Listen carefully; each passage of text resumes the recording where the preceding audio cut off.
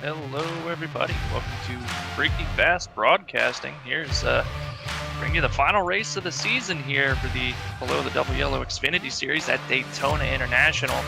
I'm Brandon Colley, and joining me today is going to be Sam Dyer and Robert Moyer Jr. as always in the production truck to bring you guys these fantastic camera views of all the action on the track. And before we get to the action, though, got to give a quick shout out to all of our sponsors here tonight. First of those is going to be Tricky, Facebook Live game streamer Tricky. He streams every Sunday through Friday, 7:30 Eastern. Follow him on Facebook, and remember that's Tricky with 2 R's. Next, we're going to have Outlaw Desert Racing. Outlaw Desert Racing is a 501c3 nonprofit located in the Southwest. Adrenaline therapy is a program being implemented where we place the military or first responder, active or veteran, into an off-road desert race vehicle as a navigator to give them an adrenaline rush and become a team member with a sense of purpose again. We take them out of their element and show them that there is more to life and there are people who care. If you would like to learn more about them, please check out their websites and social media pages. That website, of course, is going to be www.outlawdesertracing.com. Facebook at Outlaw Desert Racing. Instagram and TikTok at outlaw_desert_racing. And finally, we have Joe Speed Team. Joe Speed Team, proud partner for the Below the Double Yellow Racing League. Well, we finally come to the last race of the season here. The one I'm sure a lot of guys were nervous about when the season was announced, but championship's already been locked up, Sam. Everybody's out here now just running for bragging rights, saying that they got that final win of the season. Yeah, I mean, here at Daytona, 80 laps for the Below the Double Yellow Racing League 200 to finish out the season. And Brandon, it has certainly been a long season. 2 months ago, on April 19th, we started with a 10-race season. This was the first time that Below the Double Yellow tried out an Xfinity season, so this was season number 1. Really weren't sure what to expect. Starting out with that of Eric Hutton winning at Iowa for our season opener, and then after that race, it was all Adam Baker. Adam Baker has been on a roll since week number 2 of this series. He's either won the race or has finished in second with a total of 5 wins coming into tonight.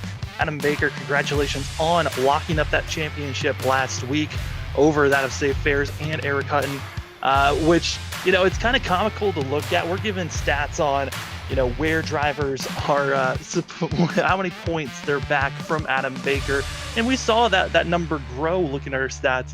And coming into tonight's race, I think it was more so of Adam's having fun with it, but they wrote down Adam Baker has a lead of 95 points.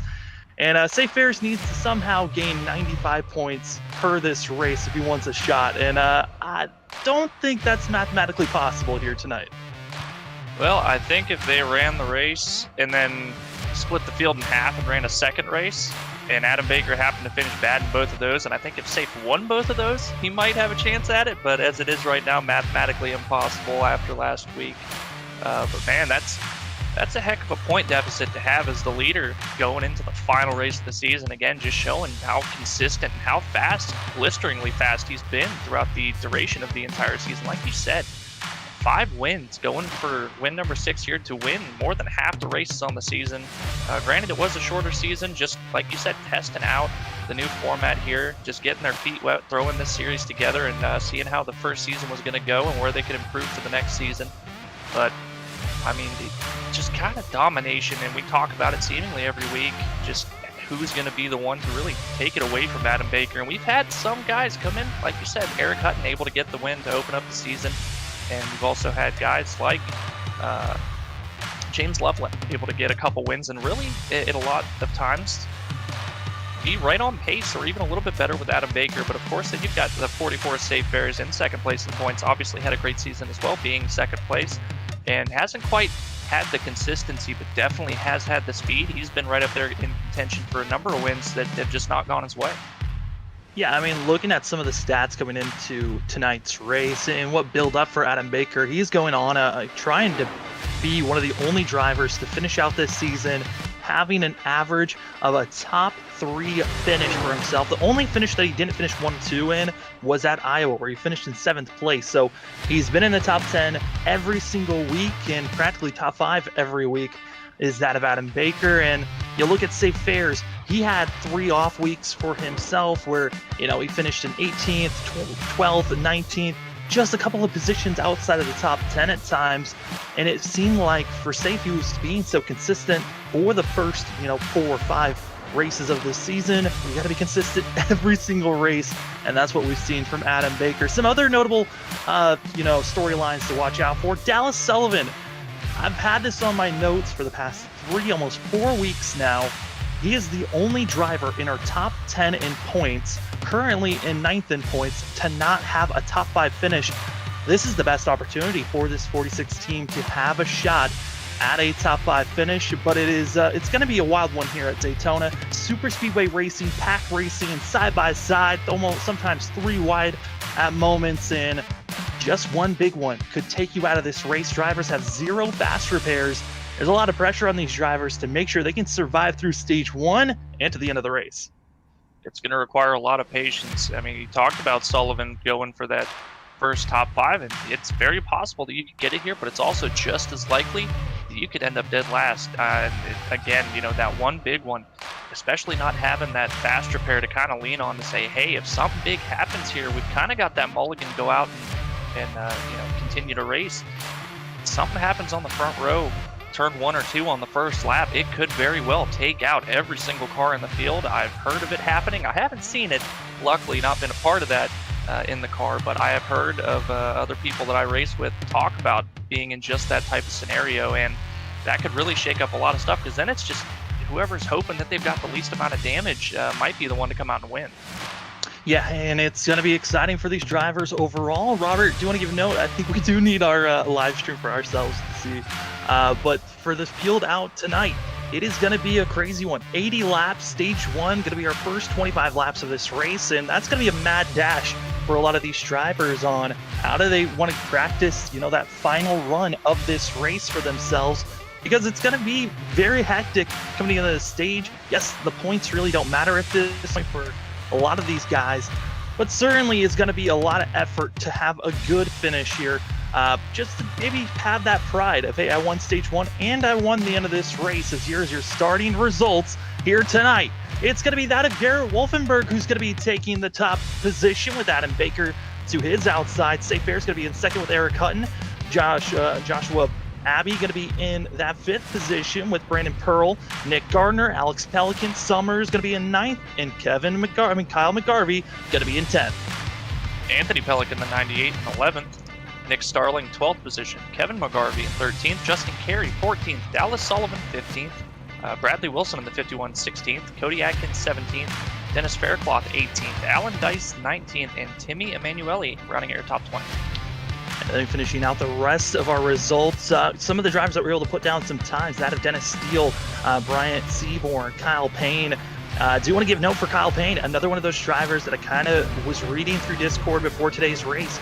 He actually tweaked his back before today's race, and so he's going to have some back pain, and that is going to be a lot of pressure to worry about. And I heard that it was actually his lower disc, so he's going to have a lot of pressure sitting and racing.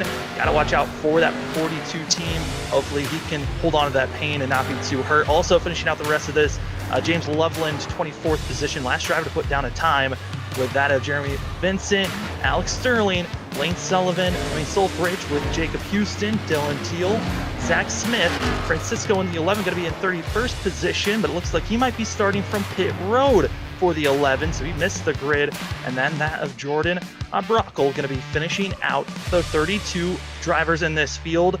For that of seeing the 11 starting on pit road, you do not want to be by yourself at a super speedway. Yeah, I think that he may have had an issue. I know with some tracks, guys will elect to start from pit road to just kind of help avoid the calamity. And you're not going to go lap down right away, but without the draft, it's only a matter of time until the field is going to catch you. Just hoping that if there's going to be a caution, it's going to be pretty early before that happens, and gives himself a whole lot of space to not get collected in it. Some drivers, we have all the data throughout this whole entire season. This is the final race, 10th race of the season. We already know our champion, that's Adam Baker. But some drivers have been having some misfortune and being kind of magnets of wrecks. Watch out for Francisco in the 11, Kyle Payne, Pearl, Steele, that of Wilson, Faircloth, and also Dallas Sullivan. They've been caught up in a lot of messes this season. Their goal here tonight, survive, make it to the end. Stage 1 at the end of lap 25. We're waiting for the pace car to pull off, and there it goes. Garrett Wolfenberg waiting for the green flag, and we are green here at Daytona for Below the Double Yellow Racing League 200. Let's see how we finish out this season. Well, honestly, pretty surprised here looking at this initial start, Sam. Everybody really spread out. It's not typically what you see at a plate track. Everybody's pretty close nose to tail there on the restarts, trying to get your line that you're starting in to have a lot of momentum. But guys already electing in the front bit of the field to start. Trickling down to the inside lane here, getting single filed out, but that's going to allow guys that are a bit farther back on the outside to get that draft to that the cars ahead of them, that big space, able to fill it up, make up a good number of positions. Driver we're missing, and we usually see here racing tonight, Robert Happy Gilmore, no show. He had to go to his mother-in-law's birthday party. Have fun here tonight, and good luck next season for that of Robert Gilmore. But up front, leading lap number 1, it's going to be the 31 of Wolfenberger in a great shove by that of Safe Fares. And side-by-side racing, what we're going to be expecting a lot from.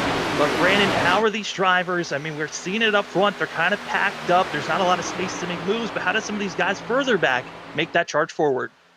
Well, it's a little bit more difficult here at Daytona. You can still go 3 wide, but it's not like Talladega where there's that extra bit of space to the high side. It makes it a lot more difficult when guys get stacked up 2x2 like this to find that groove on the outside and make up your positions. You kind of just wait and see who's, wanting to lay back a little bit more on the initial start and just kind of hop your way in and out of the outside and inside lane, fill in spaces where you can, and eventually you got to just kind of settle in. And if you're on the inside, you're really just holding station, hoping that guys that are in front of you are maybe going to get a good push enough to clear that outside lane, hop up in front of them, and you can gain spots that way. But really, if you're going to make passes, you're hoping the outside lane gets the momentum and the leader on the outside dips to the inside, and it just kind of conveyor belts itself as the inside lane starts to move back and the outside goes forward. And if you stick to it long enough, you're going to make your spots that way. Now, I noted on that of Francisco going to be starting all by his lonesome, started on the grid.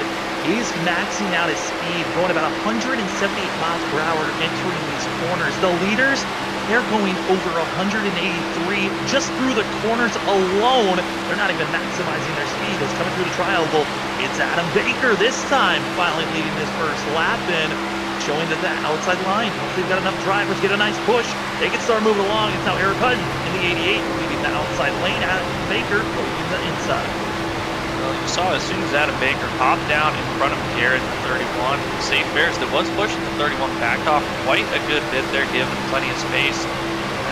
You want to stay kind of close, and you can be effective as the third car in line, even fourth car in line, just being within a foot, 2 foot of the car in front of you to give them a semi-bump trap. You don't have to be locked onto the bumper there, but if there's a checkup, some bit of a wiggle between the two guys that are really trying to push hard in front of you, it just gives you that little bit of extra space to not get into the back of them, because if you push the pusher 9 times out of 10, you're sending somebody around.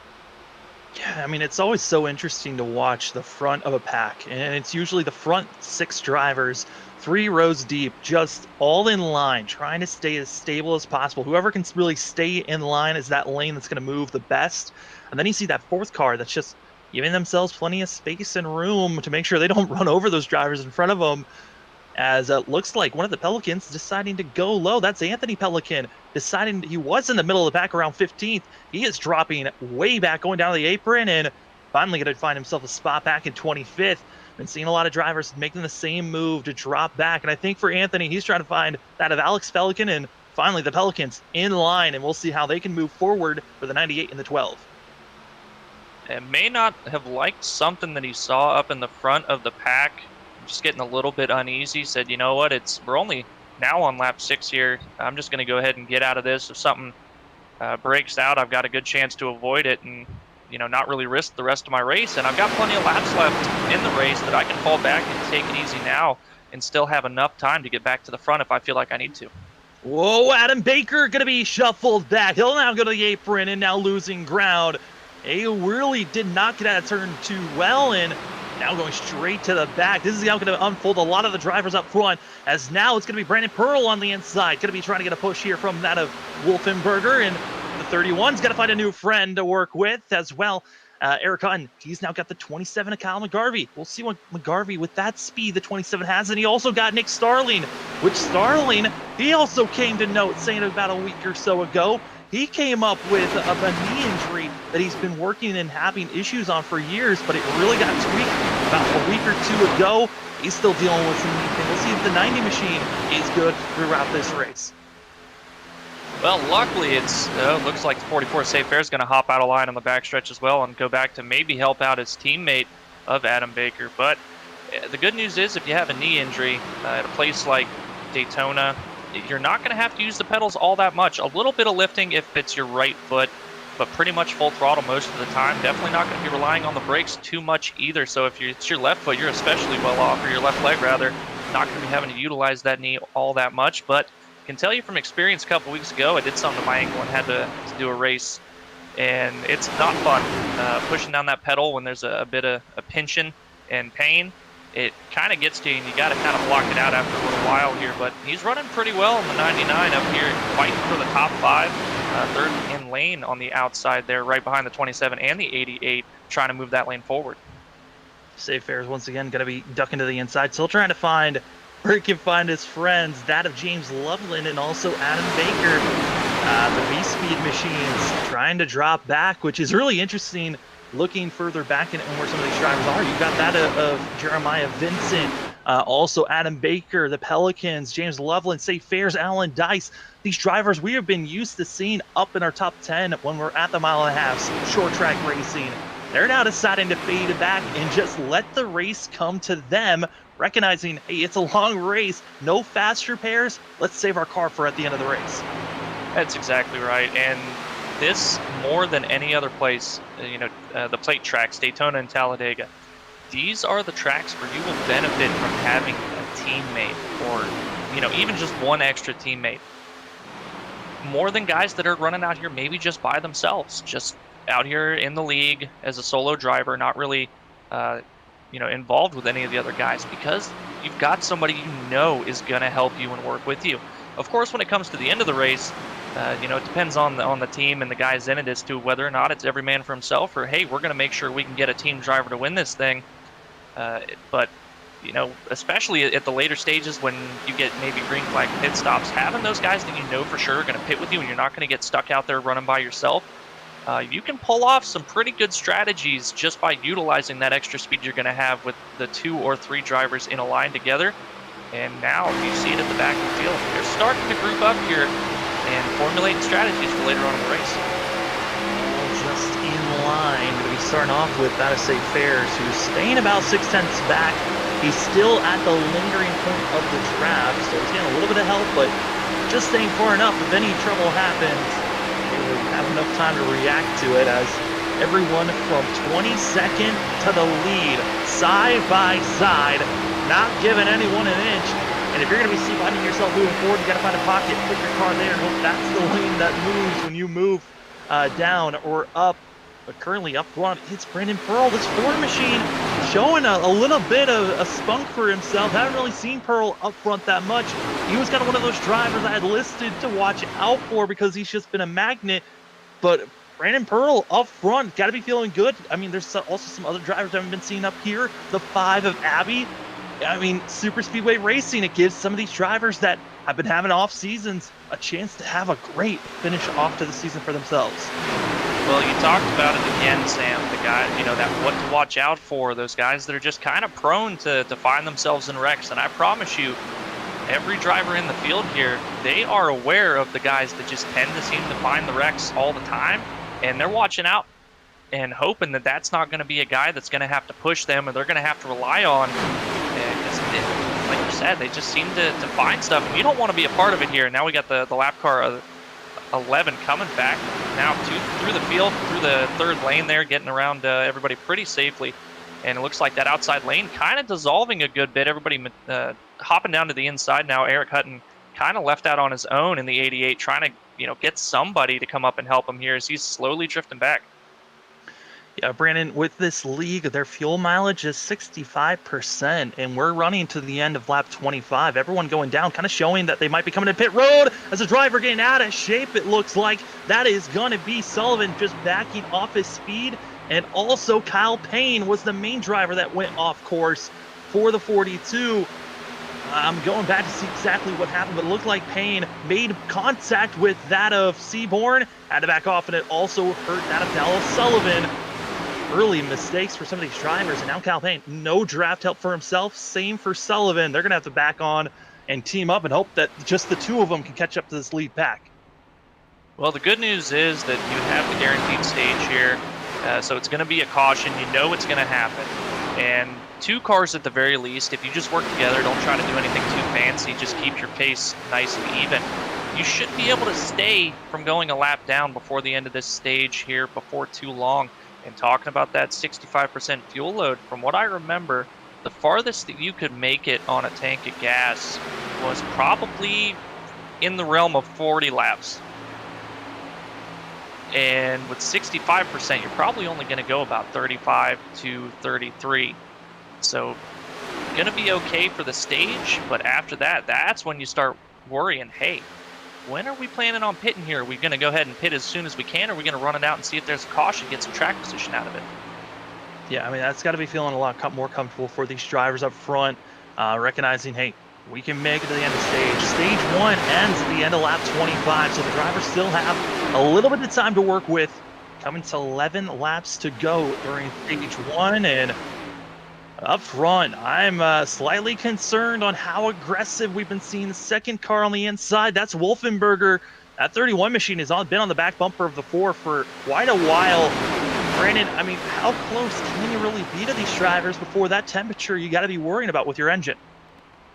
Well, it's generally, I mean, it's a cooler track right now, it being at night. They're just about to go into full darkness. They're under the lights. So you're going to be able to push a little bit harder, but ideally, you're not wanting to lay on that bumper for more than 2.5 laps or so, especially if you've been tucked in behind a guy for quite a while, like the 31 is, not really able to stick the nose out and get some clean air with the cars on his outside. You're going to have to worry about that because if somebody, especially if you blow your engine at the front of the field, nobody behind you is going to be able to check up in time. They're just going to see a puff of smoke and then have a car in their windshield. So you really have to start managing that. And you see 31 now, he's backing off a little bit, and that's definitely going to help. And again, I mentioned it earlier, you don't have to be pushing. You don't have to physically be pushing the guy ahead of you to be able to get a good draft, to push him very well. Obviously, if you're on the outside and you can get locked onto the bumper, you're going to be able to fly around cars on the inside pretty well, as you see now. Eric Hutton almost being able to clear the 4 with Starling helping him with that push. But you want to stay about a foot back from the guy ahead of you, and it allows you to keep somewhat cool but still give that effective push, and it saves a little bit for, hey, if I need to really lean on this guy's bumper and these guys get a good run on the outside, you have the temperature left in the car to do that.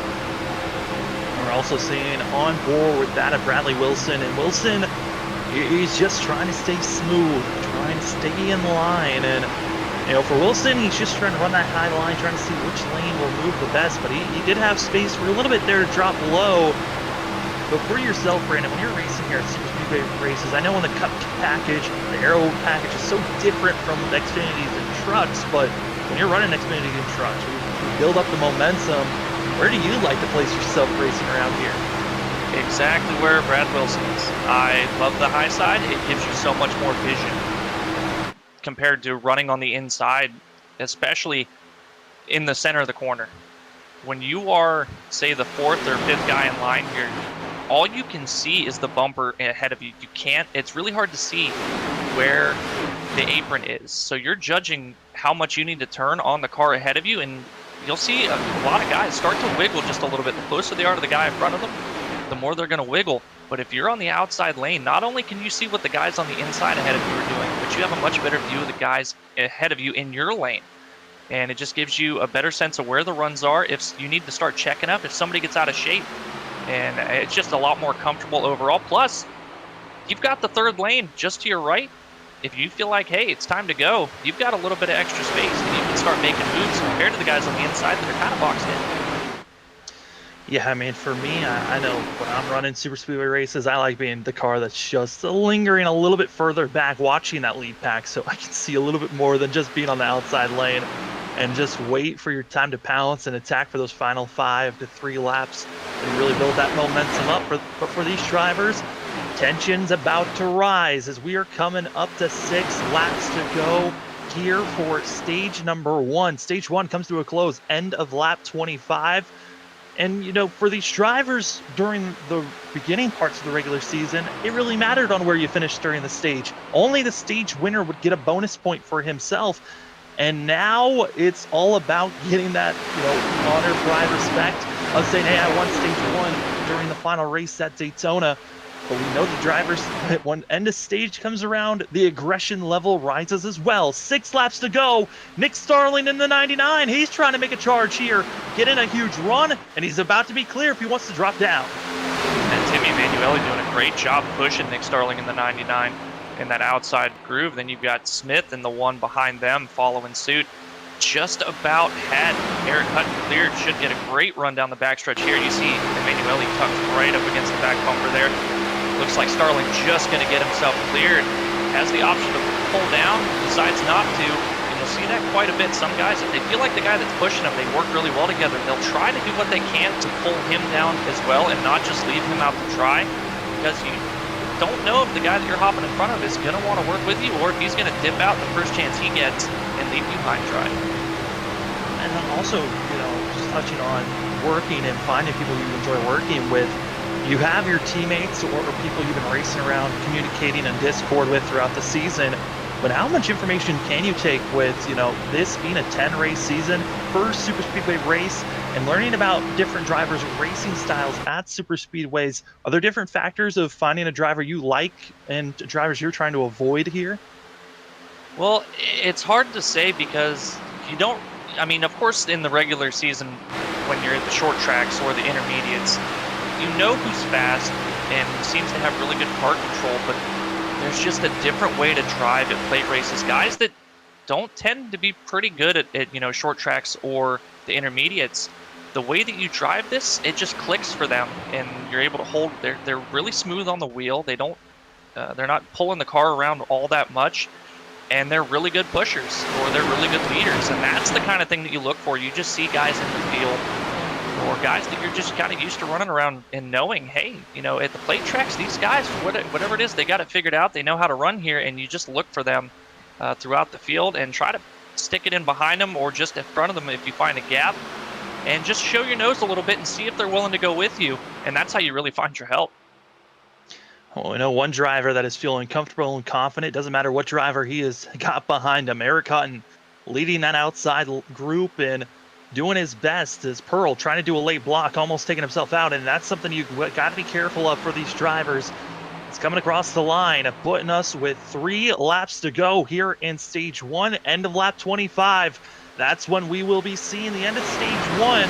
But you can kind of get a sense up front the intensity level is rising as Pearl kind of showing that he's willing to do a block for a shimmy here or there. He hasn't committed to it, but you can just sense that if he's got enough space, if he can block someone, he's willing to put his back bumper there.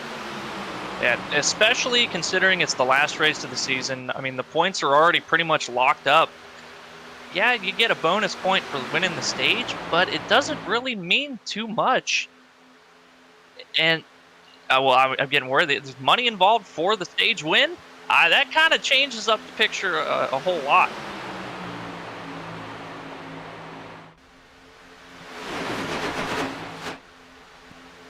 Robert giving us new information in our ear here.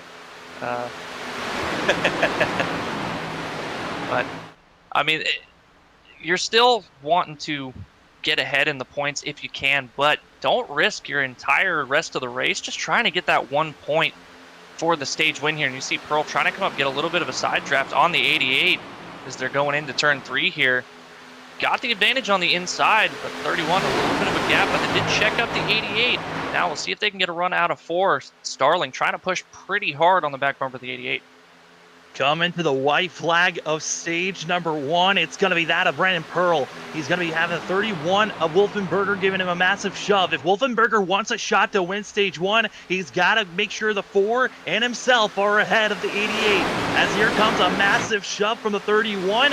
Eric Hunt, he's going to need help from Starling as they're coming out of turn 2. It's looking good for Brandon Pearl, but that of Wolfenberger, he's willing to stay right on the back bumper for now. We'll see coming out of turn 4.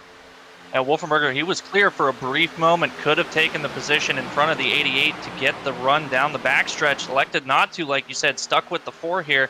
And now the 88 and the 99 getting spread apart here. Looks like the 4, it's going to be pretty smooth sailing to take the stage win. Little bit of a bobble for Wolfenberger, but that is going to be it for Brandon Pearl. He's got just enough space, and it's going to be the 4 of Brandon Pearl winning stage number 1. And that is a great way to start out this race. The 4, Brandon Pearl, ever since he got up front, no one else really could touch him. Had pretty good positioning on Pearl. Found his way to the front pretty early. Got cycled back just a little bit, able to find his way back to the front again. And, I mean, it also helps when you've got somebody that's committed to pushing you. If 31 had decided, hey, I want to go for this stage win here, had decided to pull out in front of the 88 and take the lead of that outside lane, Pearl for sure not winning this stage here. So a little bit of credit to this stage win also got to go to the 31.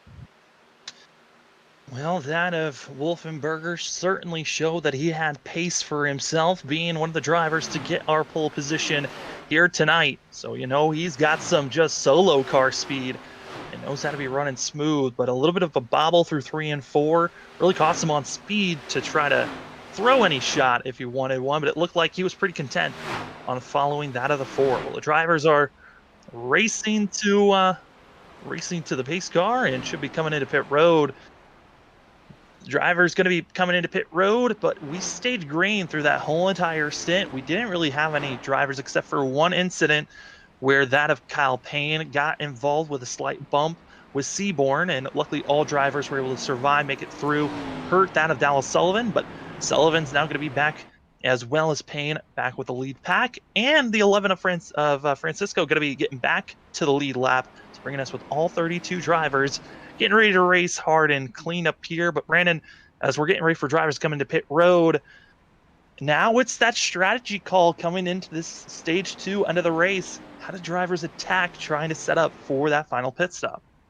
Well, if you're at the front, you don't want to make any mistakes. Keep the track position that you set yourself up for after this first stage. But, I mean, as far as strategy goes on pit road, everybody, it's going to be a full tank, 4 tires. If you're putting in a full tank of fuel, it's going to take the same amount of time whether you take tires or not. So go ahead and slap the tires on there and just kind of find yourself in a position that maybe some guys are going to sit on pit road to cycle out to the back of the field. Other guys going to be trying to hope if somebody does, it's just in front of them, gain a couple more positions. But of course, you don't want to make those mistakes. Don't slide through the pit box. Don't speed on pit road and catch the penalty that's going to put you at the back. Yeah, looking at some of these drivers, where they are, and some of the teams that are kind of in the same Discord, making sure that they are always in communication. You've got the V-Speed guys, Adam Baker, James Loveland, City Fairs. They all drop back after about a good 8-lap run, getting a little bit of a feel what it's like up front. And they decided to drop back, trying to catch up with some of the other drivers that have been having some great runs for themselves, like the Dial In Racing crew of Alex and Anthony Pelican. Brett Summers was back there with Dennis Steele.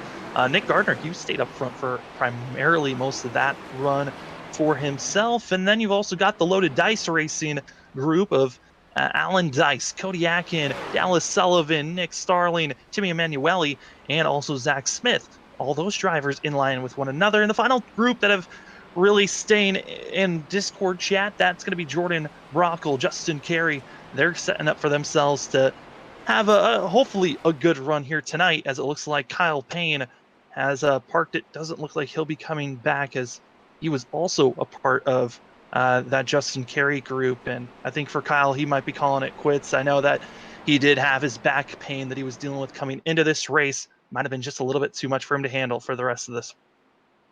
Well, I might be mistaken, Sam, but did you say Kyle Payne was involved in that little dust-up earlier that put them back in the pack?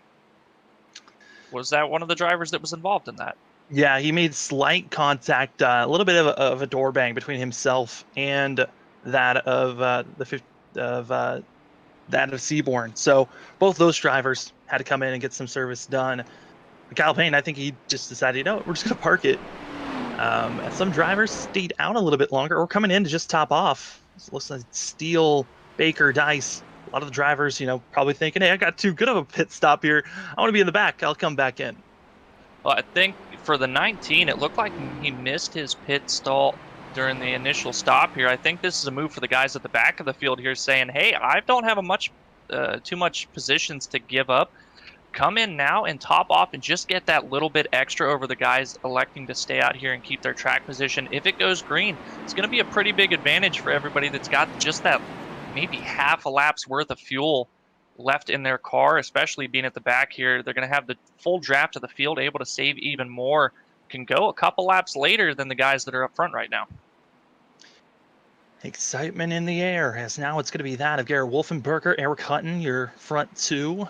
Then you've got that of Pearl, Starling, as well as Emanuele Abbey, your first 3 rows of drivers you're going to be expecting to get good launches for themselves.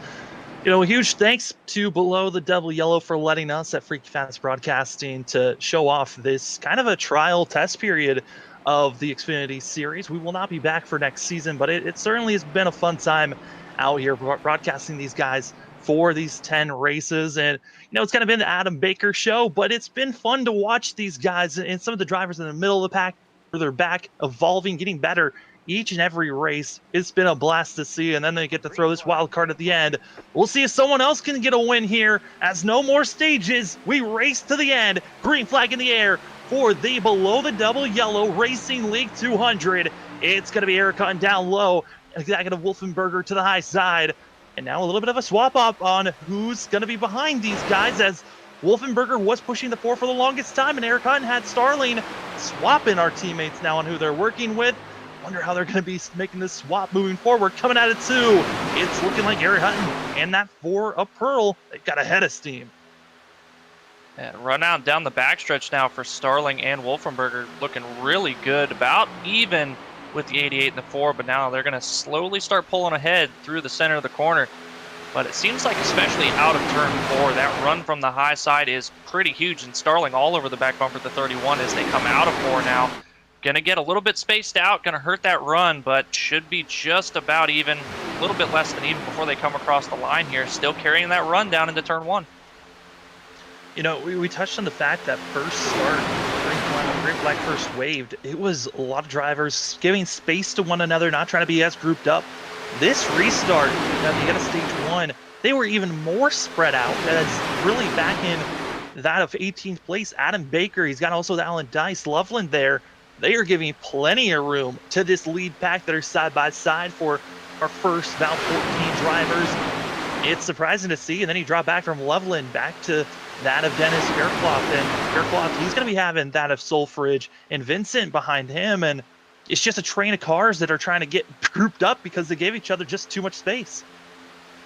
Well, it seems like they're playing the strategy that I see a lot, and it's one that I kind of employ most of the time at the plate tracks, is you really want to just lay at the back. A lot of guys want to get to the lead and just feel like that's the safest space to be on track, is leading the field.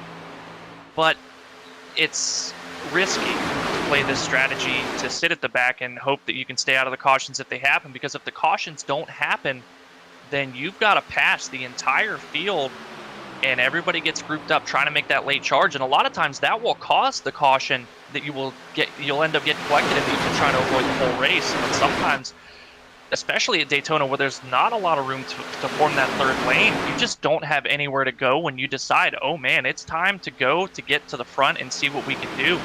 And you just get boxed in and there's nowhere for you to go, and you miss out on your chance to potentially win this race. Drivers have to try to pick and choose when is the perfect time to possibly come in and make their final pit stop. As getting back to speed, it was around lap 30 for these drivers, so 50 laps to try to space out when they want to come in. Might be seeing some drivers pitting on lap 25 to 28 just to split this race in half, and others trying to push it out as far as they can go, possibly pushing it to, around lap 60 for the final 20 laps to have probably the best pit stop that they can. But we've seen in other leagues, green flag pit stops at Daytona could be costly if you make a mistake on entry. And I hate to bring back bad memories for you, I knew Brandon, you but were going to do it. I you knew you could were be going to bring it up. absolutely destroyed by someone coming into pit road. Yeah, you said that mistakes, you don't want to make any mistakes, but sometimes it's mistakes of others that will cost you on these green flag pit stops because everybody's kind of got to coordinate within each other to say, hey, we've got this group here that's about to pull out, and everybody has to be on their P's and Q's and realize that everybody's got to get on the brakes pretty hard when they pull off the track.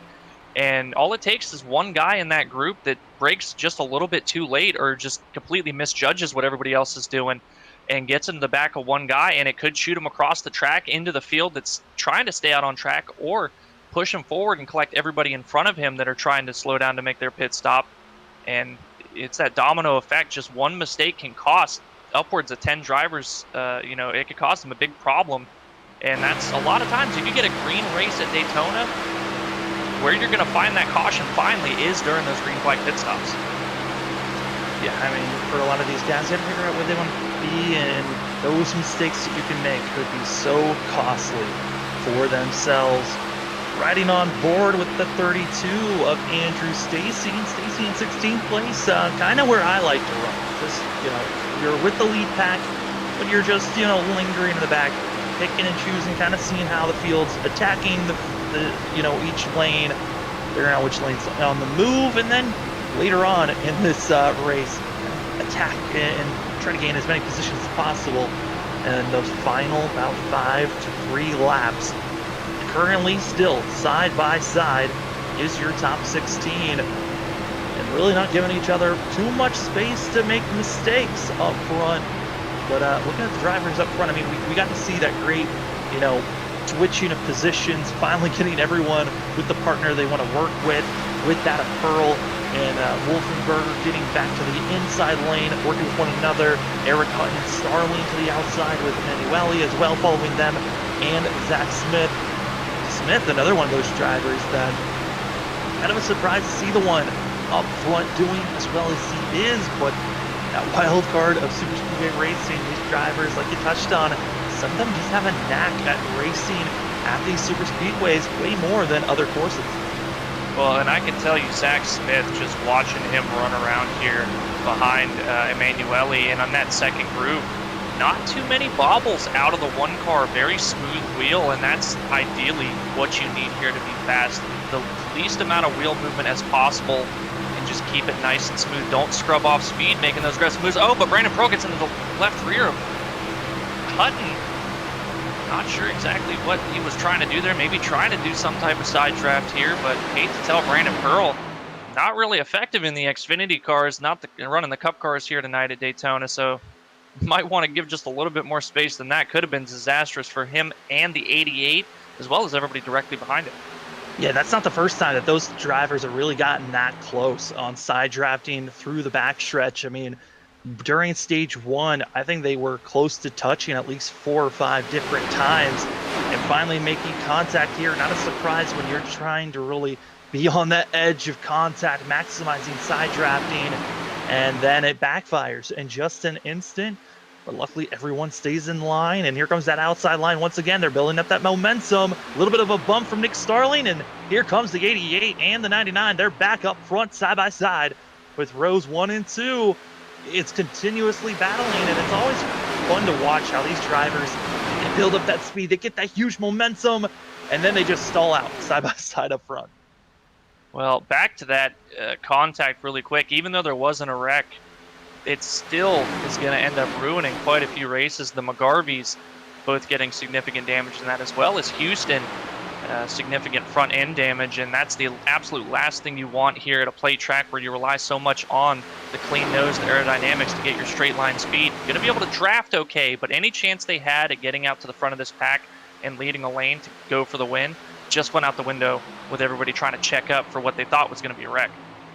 Probably our second biggest scare of the night. Our other one was during stage 1 when we saw some drivers making contact of Seaborn and Kyle Payne, and Payne has parked it after stage 1 coming to a close for the 42. It does not look like he'll be coming back anytime soon.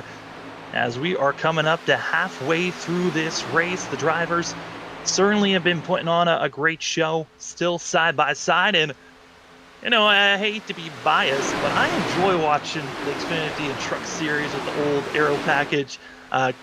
Besides what the Cup guys are running now on iRacing, because you get to see these massive runs, giving drivers a lot more of an opportunity to make some bold moves, and I'm enjoying what we've been seeing here tonight. Yeah, I mean, the side-by-side racing has been really fun. It's just that rolling high-speed chess match, just trying to position yourself in the right spot on the track, the right place in line to kind of take advantage of runs a little bit later on. You don't want to set yourself too far back to where the runs just can't benefit you at all. And you don't want to put yourself in a position where you just can't make moves if you feel like you need to. And again, that's why I kind of favor the outside lane a little bit. It just seems like you get too boxed in when you're on the inside here. But guys, it's been pretty fun for everybody at the front so far, minus the guys that got checked up a little bit, got a little bit of damage. But they're racing pretty close and aggressive, but at the same time, very clean. It's been extremely clean. We've been green for the coming back from stage 1 for about 13 laps here. As we are past halfway, coming to the start of lap 42. We're going to take a quick side-by-side break. You won't miss any action, but this is coming to a close. Season 1 for Below the Double Yellow Xfinity Series. It's Adam Baker. He's won the championship just by starting this race. And the 48, he's lingering back in the middle of the field. We'll see if Adam Baker and that V-Speed team start to make a charge as going through 1 and 2. We'll be right back in just a few.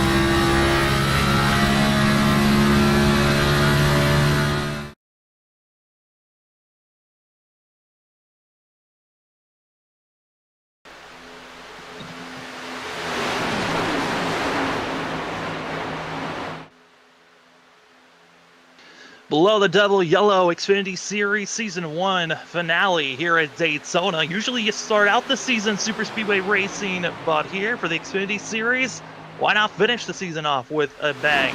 Drivers certainly have been keeping it clean. Only true caution we've had tonight was our stage break at lap 25.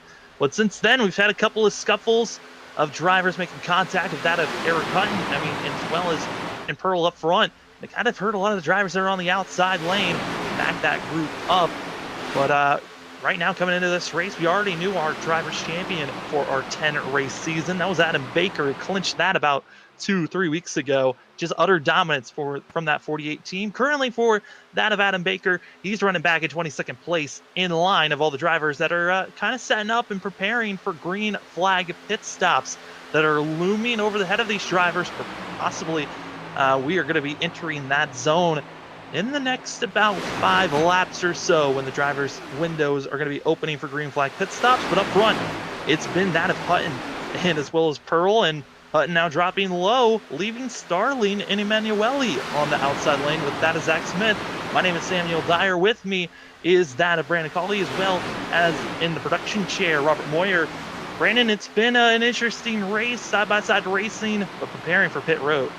Hey, you can see it now. That outside lane kind of deteriorating just a little bit. Guys trying to find their way to the inside to get ready to set up those pit stops. You do not, and I cannot stress this enough, you do not want to try to hit pit road from the outside lane. Probably going to end up wrecking a good handful of people trying to make those moves. So the field now getting really strung out all the way back to the tail end of the field here. Is everybody just snaking along behind the couple groups of cars at the front that are still wanting to be side by side. And they're within their pit window, but I think guys might just be trying to give themselves a little bit extra just in case we get those green-white checkers. Not going to have to worry about running out, or if it comes down to it, having to hit pit road for the green-white checker, maybe giving up just a little bit of track position. So here in the next 5 laps or so, we should start seeing guys trickle in. Going to be good groups of cars here, especially the teammates trying to time and go together. That way they can maximize their speed when they get away from the pack as a team here. And haven't gotten any word yet, but should not be too long from now. Yeah, looking at the drivers up front, I'm getting concerned with Brandon Pearl. And, I touched on it there this season. We do have the stats of drivers that have been involved in incidences and incident points. You can gain those points from hitting the wall, hitting other drivers, going off track. And you can build that up. And through our first 9 races, Brandon Pearl in the 4, he was one of those drivers that I had marked down of drivers to watch out for. He's been kind of a magnet around cautions. And here tonight, those first stage, he was keeping it clean for himself. But recently, in the past about 10 laps or so, this Ford machine's been bobbling up into the high line a little bit more than I'm feeling comfortable with. I'm getting concerned for that of Brandon Pearl. Could fatigue be something notching into some of these drivers as starting lap number 52 of this race? And Alex Pelican below, he is getting kind of irritated, as it sounds like drivers making contact, and it could have been that of the 32 of Stacy making some contact with the guys further back that are trying to keep themselves clean. Yeah, missed exactly what happened there, but touching again on Pearl and just his weaving. Again, when you're tucked in that close to somebody, it's really hard to see what's going on ahead of you. And it's hard to see not only, any cars that may happen to be ahead, but just the track in general. You kind of lose where you're at on the track. And there's 2 facets to plate racing. You've got leading and pushing.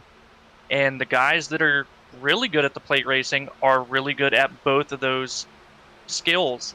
Personally, I hate pushing. It's difficult because the only sense that you have of exactly where you're going is the car in front of you. So if the car in front of you makes a move to the left or right, you're thinking, oh man, we're drifting left to right. So you try to overcorrect for it, and you'll see those bobbles a lot of times.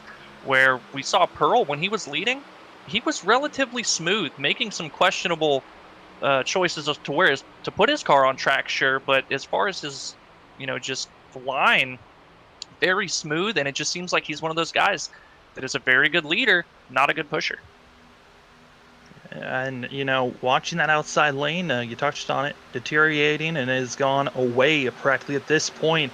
Only 3 drivers on the high side. You got Houston, who was involved with a slight contact with a mix-up between Hutton and that of Pearl that bogged down that outside lane, that kind of accordion affected and got a lot of drivers with front end, rear end damage that they're hoping that they can somehow get repaired. But with it still staying green and no yellow flag soon to be showing, a lot of these drivers have to be concerned of when they're going to be really trying to set up for getting those repairs done, if they're even going to have time. As coming over the radio, Brandon, it sounds like drivers coming into pit road. Yep, getting the call. A whole host of cars coming in. Gonna have to see exactly where from the pack, and they're peeling off from the front here. And I like this decision to be the first group into pit. Ooh, it's got a bit of a lockup going on the pit road. Multiple drivers locking up, and I thought for a second there Pearl was going to be launched by Wolfenberger, as the was one of the first drivers to lock up his tires, and a lot of drivers that were up front in the middle of the pack came off, so that really split up this lead group that now are trying to get regained, get with one another, and expecting them to be coming to pit road. Another pack coming in this lap or in the next, and I'm questioning, sometimes I like the drivers that pit earlier. If they're pitting earlier, they're coming right when the window opens. I like that, because if you find yourself with a collection of 5 drivers that can come in, get a quick pit stop, and get out there without losing that much time, they can be really good at gaining time on the drivers that are trying to close up. As here comes another group coming in, Starling, Hutton. Hutton came flying through, saving up his tires. Emanuele locking up his tires, as well as a pack of about 6 coming in this time by. Well, the earlier you pit, it seems like a lot of the time that the less cars you have to deal with. The less cars that you have to deal with also making that pit entry, kind of more aggressive you can be. You're not giving up that much time. And it just seems like, for whatever reason, those guys always seem to cycle to the front after the pit stops. And that's why I like being that first or second group to come in and get cycled around, get set up in the line, and start ticking off those quick lap times all in a line and running down and making up that time with the lead pack when they come into pit. And then if you get a caution, all those guys still out on the track, they're going to have to come into pit. You're going to cycle to the front anyway. Oh no, Kevin McGarvey all by his lonesome comes in. That is a worst case scenario for the 45. Zach Smith and Timmy Emanuele, looked like Zach Smith got a little out of shape on the apron coming out of the pit stop through 1 and 2, got into Emanuele. Oh, and now we got the 84 also spinning on pit exit down the backstretch. Things have gone awry. That's going to be Brockles being spun around for the 84. We stay green, as well as we saw there for that of the 45 going past his pit box, sliding through.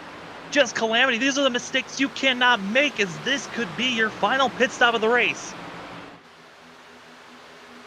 Well, another good group of cars here pulling off, a majority of them, in fact. Everybody's kept it pretty clean so far on pit road entry, but man, it's getting dicey. Oh, speaking of dice, Alan Dice, he almost completely spun it, locking up those tires, got that car straight. As here they all come in, 3 wide as drivers making contact. That's going to be Anthony Pelican. Dice hard into the inside wall. Absolute disaster for some of these drivers coming in. That's another part of it, too. You've got to be aware of who is pitting where relative to your pit box. You do not want to go to the inside of a guy that's going to be pitting sooner on pit road than you. Look like that is exactly what happened there. Guys getting turned around, put into the pit road wall. And again, that's just costing me more time, especially for Alan Dice, who had to back up, then go forward to get into his box as he was too far to the left.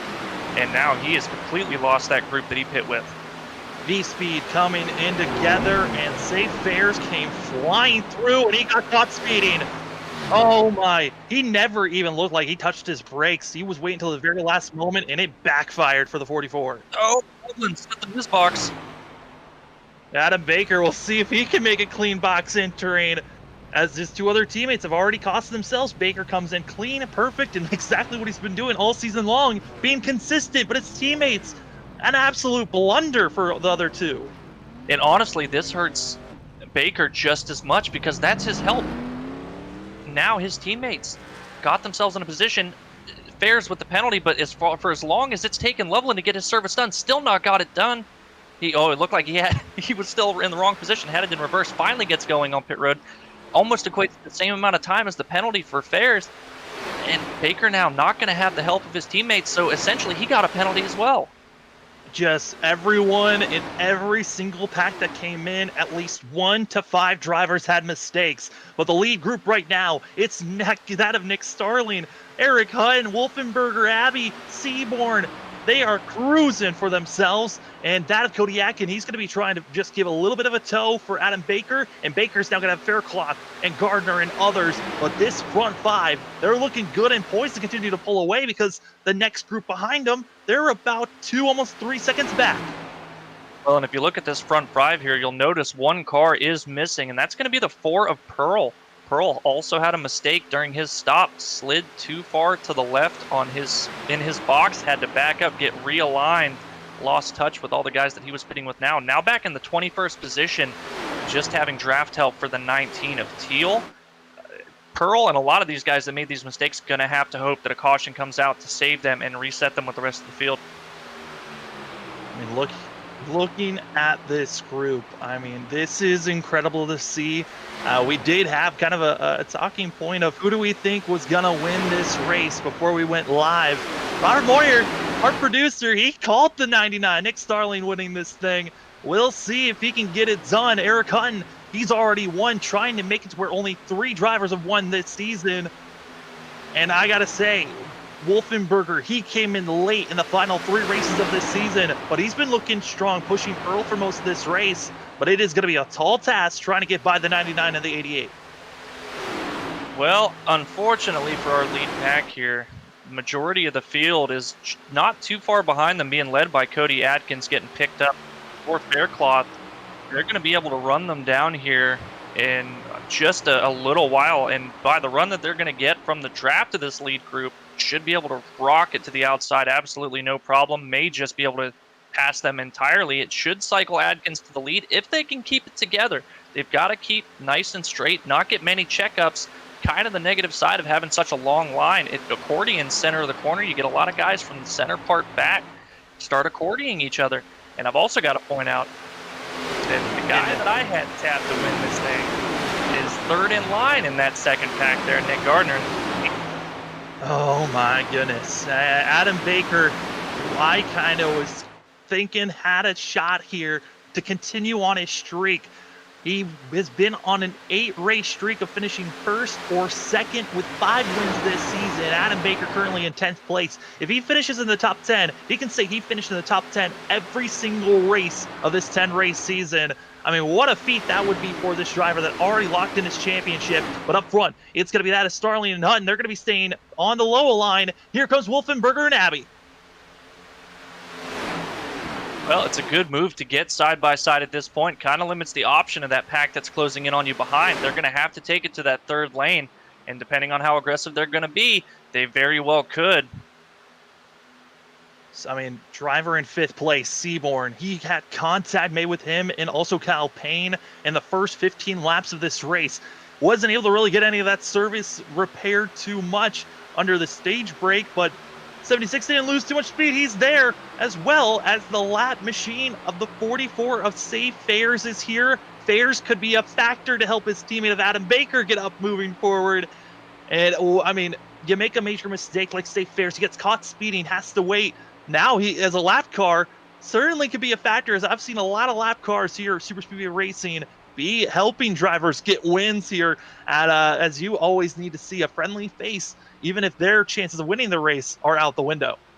Well, it's a pain for a lot of the lead guys because you've got a lap car in the mix here. But of course, it just being plate racing, they're able to stay tucked in pretty well, not be too much in the way. But if you have a teammate, it's beneficial for 2 reasons. One, if Adam Baker gets up here, hooks onto the back bumper of Safe Fairs, they could go around the outside. One, it would put Safe back to the lead lap, but also it would allow Adam Baker to get towed to the lead. And speaking from experience, I pulled a similar move with one of my teammates to get me back to the outside and get back to the lead lap and pull him to the lead. Worked out beautifully, caught a nice caution that cycled us all around and benefited us both. But it also guarantees Adam Baker that for no reason would Safe Fairs leave him out to dry if Fairs got behind him and would push him as hard as he needed to get this win.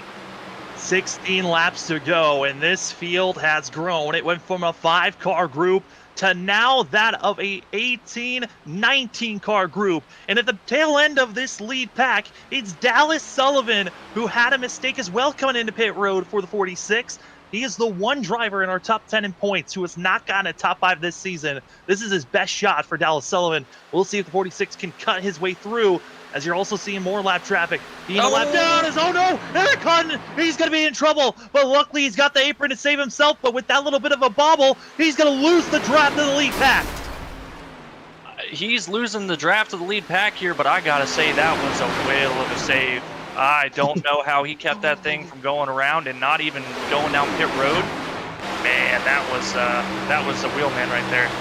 15th through 18th just need a change of a fire suit, as that of Jordan Brockle almost found himself spinning out coming out of the tri-oval. The 484 now out of the way as our lead pack side by side. It's time to see last 15 laps of this race. Who's going to get the win as Wolfenberger's up front. Starling going to be staying down low. Both of those drivers who they were working with, for Wolfenberger, he had Pearl as a teammate that he was helping push for the lead. For that of Nick Starling, he had Eric Hutton. Both of them have lost their partners, and now it's figure out who else do they need to defend. Here comes Abby to the outside. Well, I tell you, Starling's best chance is going to be to push the 31 as hard as he possibly can, get himself out in front of Abby, and jump to the lead of that outside lane.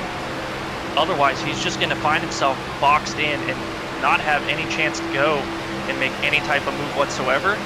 And now they're coming up again on another lap car. That's also going to limit the chances for anybody in the back to try to utilize that third lane for a little while. Oh boy, here they go through the corner. They're going to have to go 3 wide. This is the 11 of Francisco. 11's had a couple of issues here already early in this race. We'll see if the field can get by him. It's going to be through the tri-oval, one of the more narrow, more of the spots where you're going to be finding yourself getting loose, light-footed. It looks like we're going to be getting clean as this front pack, they still are setting up. How do you want to attack the drivers in front of you? As currently right now, it is certainly going to be a dogfight to figure out how to get by everyone. Top 12, all side by side. Driver that's kind of waiting and where to place himself, that's going to be Dennis Steele, who's back in 14th, but up front, late block by Sterling. He found an opening, and he wants to lead the outside lane, which is going to be giving Wolfenberger absolutely no help until now. Here comes Cody Atkins, as well as that of Faircloth to the inside. That's exactly what Starling needed to do. He needed to get out of that inside lane there. You just don't have the opportunity unless you do exactly what he did and push as hard as you can to get that gap to the car above you so you can hop up front. As the car on the inside, especially the second car, that's really your only opportunity now, just looking to get clear of the 31 here. 5 giving him a big shot. It's going to be clear now going into 1, and he takes it. Nick Starling wants to be leading this lap. You want to be on the inside. We've seen the inside lane lead most of this race. There's only been about 2 laps where I saw Eric Hutton get a great shove by Starling, and he was able to make the move. But here comes Wolfenberger with sliding up to the outside. Now going to be leading this lap with a push from the 5. And now that inside line, there's going to be a little bit of calamity, as that's going to get Starling out of shape, and they have to back up that accordion effect on the entry of turn 1. They somehow hold on, and Wolfenberger to the lead. Well, somehow that worked out. It didn't check up the inside too much, and that's going to allow Starling to hold on to that second position in the inside lane here. Still pretty much reverse positions. All they're doing is leapfrogging each other. Abby just can't seem to make any headway. Not able to really contest for that lead, but got Seaborn directly behind him here, just not being aggressive pushing, keeping that foot or so distance, giving him a decent push, but not really leaning on the bumper that you kind of need when you're trying to make these late race pushes to the lead here. Our front 3, Wolfenberger, Starling, Abby, they've been in the top 5 all race long. The only times that we've really seen them drop back was under green flag pitting situations. We've seen Seaborn back in the top, back in 20th position. Cody Atkin, he was back in around 15th for most of this race. That of Faircloth, he's been up in the top 10 at moments, but our whole entire top 5 really starting to shake up, except for our front 3, which here comes Abby. He's getting a great shove by Seaborn, but no one else really helping him. The 44, that of St. Fair's, he's a lap down, 3rd car on the outside, not really giving any type of a push just yet. I'm wondering, when will we see that of Fair's get out of the way so we can push the 48 to the lead? I don't think he's going to get out of the way to push the 48 to the lead. I think he's going to have the 48 push him past the front and tow him along to the lead, is what I think their game plan is here. If Safe ducks out of line to try to hop behind the 48, he's at real risk of not even being able to latch onto the bumper and getting past as well. And it seems like they're just trying to size up a run here. You see Safe laying back just a little bit. Not what you want to have happen for the car in the third car in line. You kind of rely on them to push the second guy in line just a little bit and help generate a better run. And right now they're struggling a little bit because of it. And I think Safe maybe laying back a little bit, seeing if maybe they get disconnected and generate a good run. He's looking to the outside, seeing if Baker's wanting to go with him. Drivers are really losing any type of give. It is all take. You find an opening, you got to put your car there. Trust your spotter. When you hear clear, you got to react immediately. Any hesitation could cause a big one. Up front, still, it's going to be Abby and Wolfenberger. And looking down back, about 4 cars deep on the inside, that's where we find ourselves. That of Faircloth, the 80. Then you also got the 81 in front of him, and the white and purple. I'm wondering, for those drivers, they're kind of trapped. They got to just make sure that they make that lane move and hope that the drivers in front of them make any types of major blocks to cost themselves speed. Coming across the line, 8 laps to go. Wolfenberger hasn't really had any pressure lately from Abby, but you know that outside lane, it's going to get bigger. More drivers going to start to move on the high side, knowing that that's where you need to place yourself. Late driver going to be exiting out of this race. It's going to be that of Jordan Brockle. Brockle had a lot of incidences where he just had to throw the car away, but a great season for the 84 when he was able to finish out the races. Lap traffic going to be in front of our leaders, and guess what? That's James Loveland, another V-Speed driver that could be mixed up and helping that of Adam Baker. Got to wonder where he's going to place himself. Currently on the inside, but we know that he should be moving to the high line to get out of the way. Yeah. Common sense and racing etiquette would dictate that he would go to the high side here, or at the very least not put anybody in trouble, take it to the apron and let the leaders go on clear. Now Speedborn is finally getting a good push, cooling off the car just a little bit, pushing Abby now almost clear of Garrett on the inside. Starling giving him a great push to keep that door closed. Now got the run on the inside, but that outside lane gonna have a big run down the backstretch here. Seaborn primed and ready for that run, but Abby weaving just a little bit, and you see Loveland taking it to the apron saying, you know what, guys, I'm not going to interfere with this whatsoever. Just causing respect. That is the ultimate respect from Loveland, who already got a win this season back at Chicagoland, just letting the lead lap drivers race this thing out. The only lap driver that really can be a factor here is that of Safe Fares. 3rd car on the outside for the 44. Then behind him is his teammate of Adam Baker. Baker's already won the championship, but certainly the drivers are amping up. They're getting ready for the finale of this race. 6 laps to go. Brandon, when is go time? Because we haven't really seen a lot of shuffling going on the past 3 to 4 laps, but you know that it's about to take off for a lot of these drivers. I think 3 laps to go is when you say, hey, we're going here. I'm pushing you as hard as I can. You got to save the temps up to that point, because you push until it blows up. You can't afford to push a lap too early and have to get out of it because your car is too hot. You wait till about 3 laps to go and then just push for all it's worth. If it blows up, it blows up. But I'm going to try to get you this win, and maybe if you can push them early enough, hard enough, you can get some clean air, and the guy behind you might be able to push just hard enough to get you to the front. 18 drivers are in this lead pack. The last car in line, that's Dallas Sullivan, who's just staying about 3/10 back, almost 4/10 back, still in the draft, but really feeling not the pressure to go, because I think he's getting a sense it is going to get crazy up front here in the next couple of laps. 5 laps to go. Wolfenberger, Abby, side by side. As Abby, he's almost clear enough to come down, but just not clear enough. He's losing the momentum as they're heading towards turn number 1. And here's Brandon Pearl in the 4. He'll stay high as our lead lap cars try to get by him. And unfortunately, Seaborn and Abby not able to stay connected down the backstretch. You saw Starling and Wolfenberger, they were nose to tail. Starling pushing that 31 for everything he could just to try to get clear of the 5 to make that move we saw earlier, which is going to be his best shot to take this win away. But now Seaborn and Abby able to rebound just a little bit, get a little bit closer here. Got another shot at it. 4 laps to go, and it is Wolfenberger, Abby, Starling, Seaborn, that of Atkins, Faircloth, Gardner, Baker, Carey, and that of Anthony Pelican on the inside following Gardner. That is your top 10. And behind them you got Steele, Houston, Wilson, Vincent, Sommers, that is Solbridge, of Lane Solbridge, Alex Pelican, and Dallas Sullivan. Your 18 drivers hunting and hounding for the win. But up front on the inside, it's Wolfenberger as we're coming to 3 laps to go. Brandon, it's time to make the move if you're going to make it, if you're back further than 10th place. Yeah, I'm really surprised we have not seen the V-Speed guys pull out up to this point. May just be waiting a little bit. Safe Fair still given a lot of room between himself and Seaborn in that second groove there. And I'm seeing it doesn't seem like Abby and Seaborn can generate enough of a run here, whereas Starling and Wolfenberger, they're able to get tremendous runs down the straightaways. Now, a great run from the high side out of turn 2. Going to be able to pull even here, but it's not going to be enough as the inside lane. Going to be able to pull ahead through the center of 3 and 4. And then you see behind them, Cody Atkins, third car on the inside lane, getting a little bit sideways, trying to give a push to Starling. Yeah, I mean, we saw in the backstretch, that major run that the outside line had, it was all from Safe Fair. It was a great push to Seaborn. That was then given to the 5 of Abby. 2 laps to go.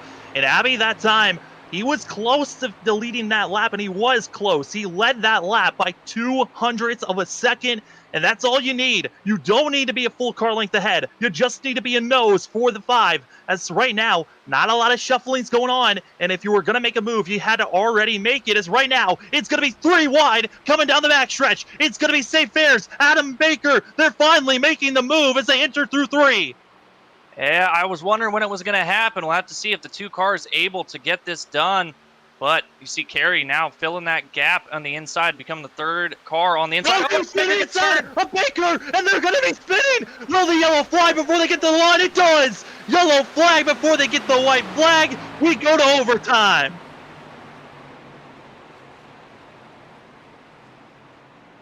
And I don't know how close it was. I'll have to look at it to see how close Abby was from getting the lead before that caution happened. Just barely missing out on being the leader here for this green-white checkered attempt is the 5 of Joshua Abbey, but Safe Fair's now going to be back on the lead lap. I mean, really, the main incident that's caused all that was Houston getting into Adam Baker. And Houston, I saw that he wanted to follow. He was trying to figure out what lane was going to be moving the fastest. And it just he never was decisive on where he wanted to go. The hesitation is what cost up front.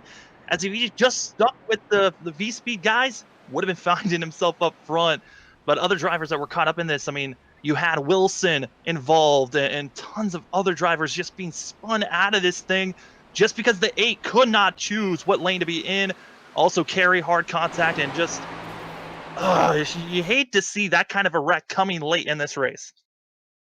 Well, I think we were thinking it was only a matter of time for as aggressive as everything was getting. And yeah, it just a lot of bobbling. Tried to make the cut from the high side to the middle and then just never seemed to really even get the car underneath of him. Continued to bobble all the way until Houston made the contact with the 48 of Adam Baker.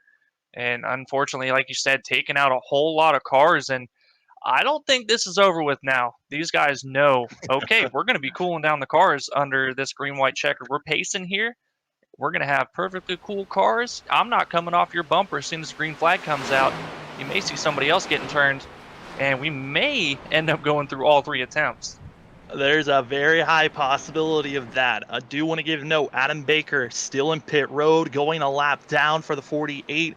His record of trying to finish in the top 10 every single race, we knew his luck was going to run out, but it finally gets snuffed out here at Daytona. We knew it was going to be a tall task, but it is over for Adam Baker to get another win.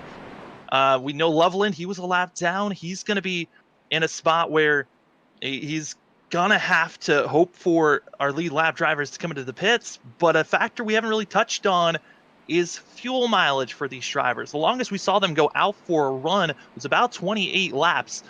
We're going to have this yellow here under pacing, but if we have multiple green-white checkers, we might have to see some drivers coming in pit road. I'm thinking that if we go through all 3, maybe it'll be an issue for some of the guys that pit early, the first couple groups. But everybody else, for as long as they waited, I think everybody, especially with the caution laps, if we get all 3, they should be pretty decent on fuel. And if you think it's close, I mean, you're cruising around here 4th gear, clutching the car at any possible opportunity every time we get a caution and just trying to save every last drop you can. But I'm not too concerned with the fuel mileage, honestly. It's just positioning. If I'm a driver here, I'm just thinking, man, where am I going to be lining up here? How much opportunities am I going to have? We're only going to have essentially one lap at full speed. You have to hope your line goes. You have to hope nobody gets too checked up, nobody gets out of shape. And I've had it happen at quite a few plate races where something happens in front of you. You think, oh man, there's going to be a wreck. I got to check up. We got another attempt. And the caution never comes out, and you just give up every opportunity you had at trying to get a good finish out of it because you played it safe, thinking, man, I don't want to be a part of this wreck. Well, playing it safe fair's gonna be given the lucky dog position because he was running up in the lead pack. He was the first car to be a lap down. So the 44 are gonna be having to start at the end of the line. If he wants a real good shot, he's gonna need a quick caution and hope that he doesn't get any damage from it. But up front, it's gonna be that of Garrett Wolfenberger, Joshua Abbey, Nick Starling, Brian Seaborn, Cody Atkin, Dallas Faircloth, Nick Gardner, Anthony Pelican, Dennis Steele, and then that of Jeremiah Vincent. We had 18 drivers that were set up, had a potential chance of winning this race, and we are kind of down to still 18 drivers that don't have damage. But we'll see what some of these other drivers like Kevin McCarvey and others. But right now, we have a total of 24 drivers on the lead lap. But it's going to be a question mark on how many drivers really can finish out this race. This is going to be our one attempt out of 3 if needed. If the drivers make it to the white flag, whoa, Abby, he ran out of fuel, I think. Green. His car will not refire. He is stuck on the outside. Joshua Abbey, he is going to mess up this restart for the whole entire outside line. We are green as the 5 has to drop low. His chances of a win out of here. And now everything goes up in smoke. It's now going to be that of Wolfenberger, Nick Starling. They're pulling away, as well as that of Cody Atkin. Well, I said you shouldn't have to worry about fuel. I don't know when Abby pit last, but man, for him to run out of fuel and really be the only car that's seeming to have an issue, that just shook up everything. I thought for sure maybe the admins were going to reset this one, but I guess not. And coming now through 3 and 4 to take the white flag. Oh, they're 3 wide, though. Watch out. Here they come. It's going to be Vincent, as well as that of Alex Pelican. Watching out with the steal. Coming out of turn number 4, coming to the white flag. If we get the white flag, this thing's going to go to the checkered. As they're coming through the tri-oval, white flag in the air. It's Wolfenberger. Starling going to be on the outside. But Faircloth, we know that 80 machine willing to get aggressive. And here they come through turn number 1. And a little bit of bobble for the 80 there, but Starling had a great run. Should be able to carry a huge run out of turn 2 here. We'll see if he's able to get clear. The 80 all over the back bumper, the 99 still a little bit off center, almost contacted the 31 down the backstretch. Now you've got Hutton. Hutton making moves to the inside. He's going to be a lot of contact cars spinning here. 3-car breakaway. There goes Hutton. Atkins, they all go. Up front, it's Starling, it's Faircloth. It's going to be a 2-horse race, and Faircloth has to figure out where he wants to go. If he wants to make this pass, he's going to stay in line. It's going to be Nick Starling in the 99, who's been second fiddle, just pushing drivers, coming around and winning here with below the double yellow Racing League 200. What a way to conclude this thing, and our 4th winner of the season as the Wreckin' coming across the line. Wow, that was from a car running out of gas coming to take the green to guys getting wrecked down the backstretch on the white flag lap, and Robert called the winner before the race. I'm just going to point that out. Nick Starling with a great victory here, but Faircloth almost had him, just barely. Controversy certainly is going to be arising from this. A lot of apologies, a lot of pointing fingers on what happened there late in the race. But that of Nick Starling, he was pushing Eric Hutton for most of this race. And then once we saw Hutton have his mistakes coming into pit road, it gifted the 99 to be up front with a shot to win this thing. And you thought maybe it was going to be between the 99 and 31. No, it was contact and hard racing from that of Dennis Faircloth. And Faircloth, he did his best, but was not able to get it done. It goes to the 99. Nick Starling gets to burn it down, and Brandon, it is gonna be a wild rest of the night for the rest of the drivers in Discord on how to discuss this one. But for the 99, he gets to celebrate it. We'll talk to our top three: Nick Starling, Dennis Faircloth, and Garrett Wolfenberger in just a few. We'll be right back to get our top three interview.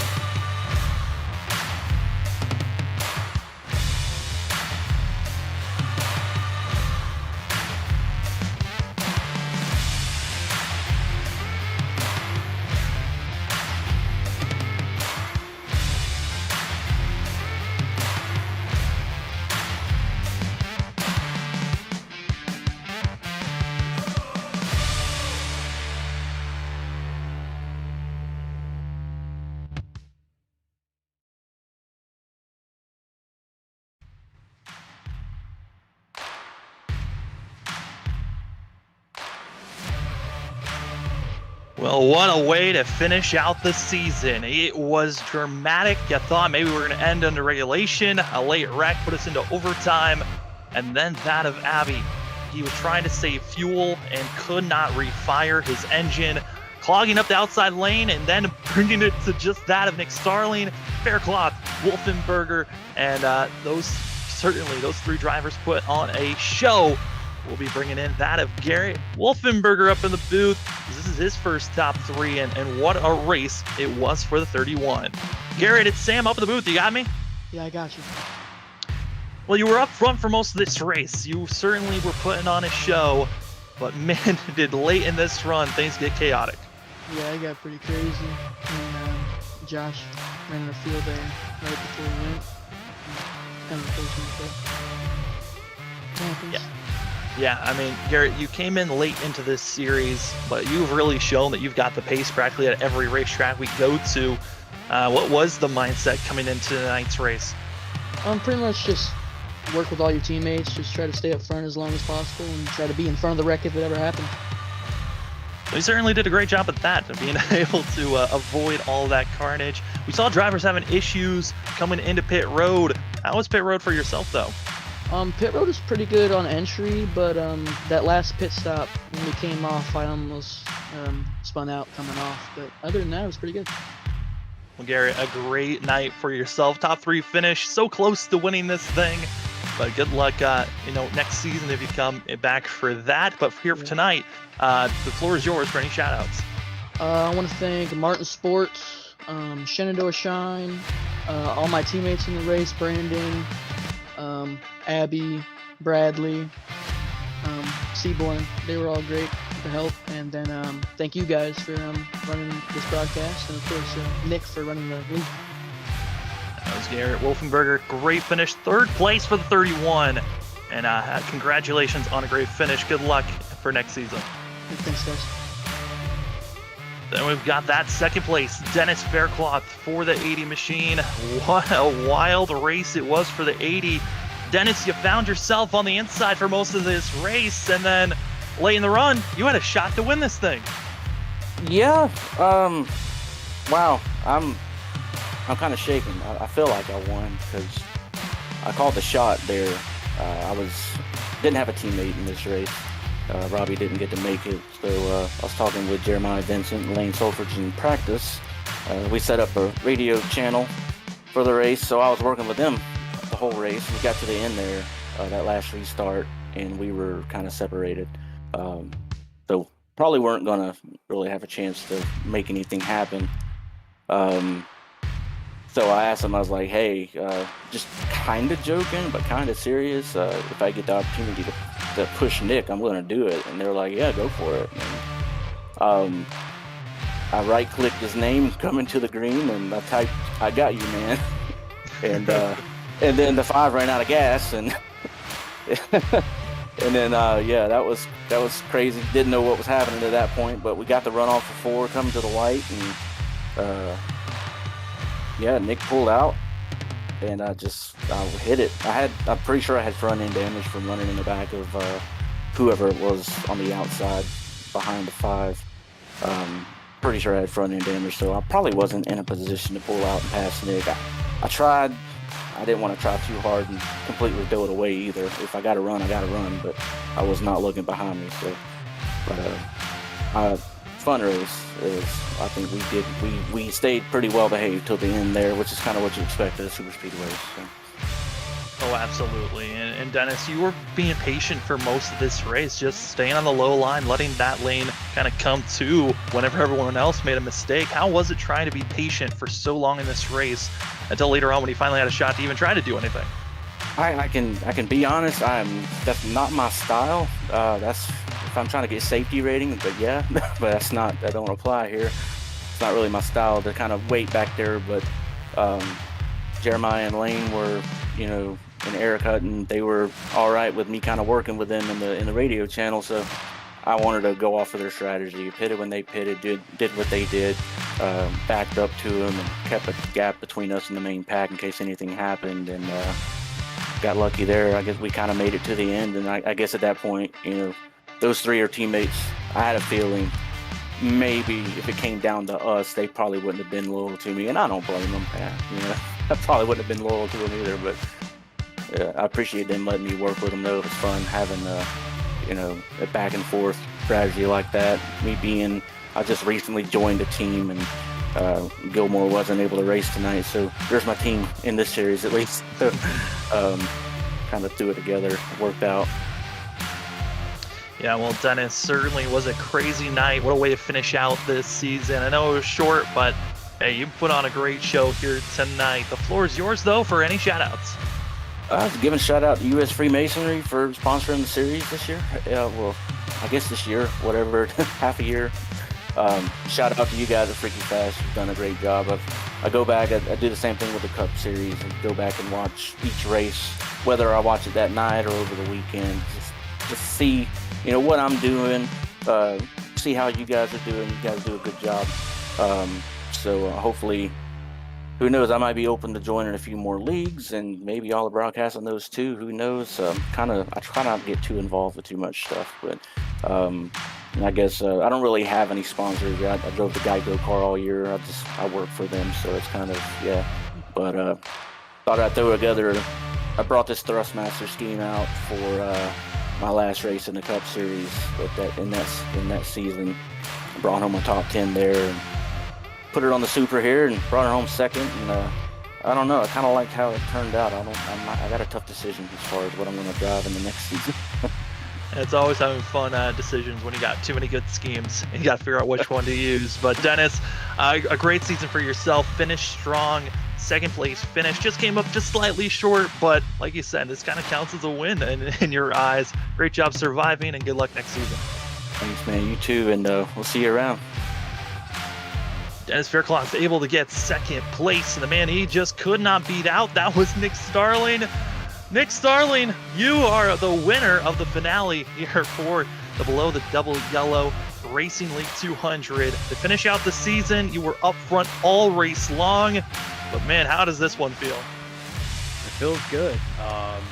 Between the Cup Series and the Xfinity Series in this league, I was able to win 2 last year in the Cup, and then it's kind of, almost 30 races in, and not be able to even get top 3. I don't think I didn't get a podium this season. So to be able to end the season for the league with a win, it's really awesome.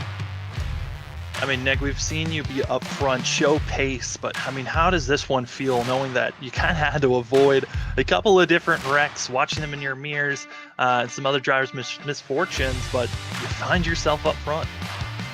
Yeah, it's crazy.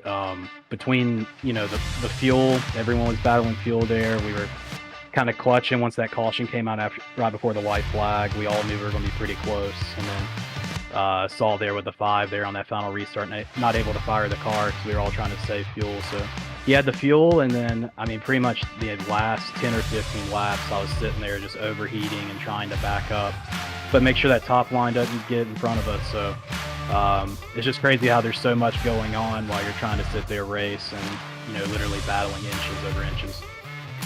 Now, I know it worked out in your favor on the fact that it stayed green, but were you surprised at all that there wasn't a yellow thrown when Abby wasn't able to take off and fire up? Yeah, I was. So, the thing about our league is, we don't throw any admin cautions. So I basically told the admins once I saw what was going on, I was like, man, if they throw it, they throw it. But obviously, we're not going to throw it we're not going to admin caution it for that happening. So to be honest with you, I saw it happening, and I was just waiting for that yellow flag to pop up in the top left, which if that would have happened, you would have saw everybody come down to pit road and probably have a whole different race. So I hate it for the 5, and I hate it for those guys that are on the top line. But obviously it helped out with the bottom line and us all not having to pit. Well, Nick Starling, congratulations on your win here tonight. What a way to finish off the season for yourself. But the floor is yours for any shout-outs. Yeah, so I'd like to thank U.S. Freemasonry coming on for this series, being the presenting sponsor. Not able to talk about them much, obviously, but I wanted to give them a shout-out. And obviously Freaky Fast Broadcasting, man, y'all have done an awesome job all season long. Recommend everybody watching to go check y'all out for future races, man. Y'all really killed it. Want to thank the guys in Loaded Dice Racing. Had Timmy in the 39, worked well with me, and the 1 and Zach in the top line the whole race, and then Cody in the 81 at the end of that race. And then obviously got to give a shout out to that number 80, pushing me there to the end. So want to thank all those guys, and most importantly everybody that makes this league possible. And that's Nick Starling, your winner here tonight for Below the Double Yellow Racing League 200, finishing out the Xfinity Series with a bang. Congratulations, Nick, and good luck next season. Thanks, Sam. Thank y'all. The last person we have to bring in is that of Adam Baker. Adam Baker, our Below the Double Yellow Xfinity Series Championship winner on the driver's side. Adam, it has been a very consistent season. Tonight was just a little bit of, you had the speed, a little bit of a mistake popped up, taking you out of this thing. But man, what a season you had.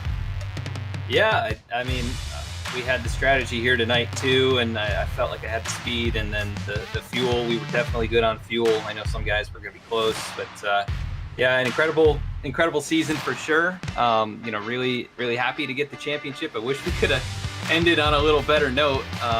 Really, I mean, it's just the rear axle got knocked out of it, but yeah, I mean, incredible year, and big thanks to you guys up there for doing everything, putting on these races for us to watch. All the drivers for racing clean and respectfully all season long, and just all the great sponsors that make this possible. It's been a really fun year. Adam, I mean, certainly for most of this season, we were just in awe and shock of how consistent you were able to be. But what is some of the biggest things you could take from this season? And I mean, how does this championship feel taking for yourself? Yeah, I mean, I'm incredibly happy to come in here. I had run some races with these guys, and there's a lot of really fast drivers out here. And I guess what I've learned this year is just keep on trying my hardest each race. You never give up, even when maybe there's some bad luck or mistakes around you, or you're making mistakes. Just never give up. Keep pushing forward. Keep trying to improve, and the results will fall where they may. And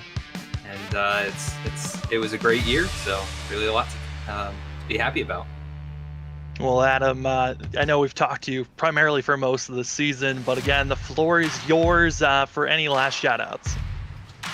Yeah, I'd like to thank you guys in the booth at Freaky Fast Broadcasting for putting on this season. Really, really appreciate you guys coming on and doing this.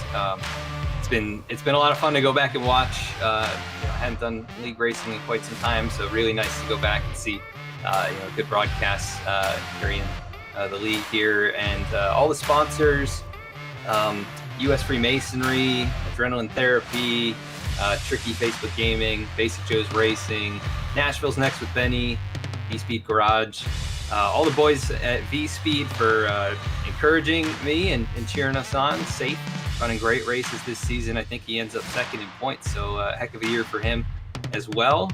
And all the fans each and every week that come out to watch these things. I know it helps you guys out, it helps us out, and I hope they enjoy what they saw all season long.